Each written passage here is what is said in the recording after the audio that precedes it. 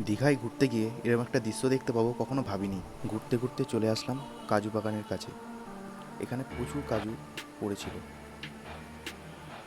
এক ভদ্রলোক আমাদের বলেন এখানে কাজু পড়ে নেই, ওইদিকে কাজু প্রচুর পড়ে আছে, ওইদিকে যাও, অনেক কাজু পাবে। ওইদিকেই যাচ্ছিলাম।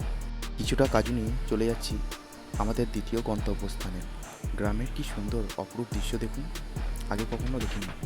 গ্রামের হাওয়া, সারি সারি গাছ এবং কত বাড়ি, সত্যি প্রকৃতির অপরূপ দৃশ্য। গ্রামের অপরূপ সৌন্দর্য দেখতে দেখতে চলে আসলাম একটা মন্দিরের দিকে।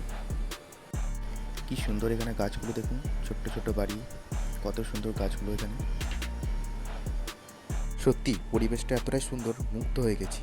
আমরা যেদিন এখানে এসেছিলাম সেদিন গরমটাও অনেকটা বেশি ছিল, প্রচুর গরম ছিল এবং খুব কষ্ট হচ্ছিল। গ্রামের অপরূপ দৃশ্য তাই আপনাদের সাথে তুলে ধরার চেষ্টা করলাম। এই যে মন্দিরে চলে এসেছি, মন্দিরের কাছাকাছি, এবার নামবো আমরা। ভিডিওটি ভালো লাগলে পাশে থাকবেন এবং সকলকে দেখার সুযোগ করে দেবেন।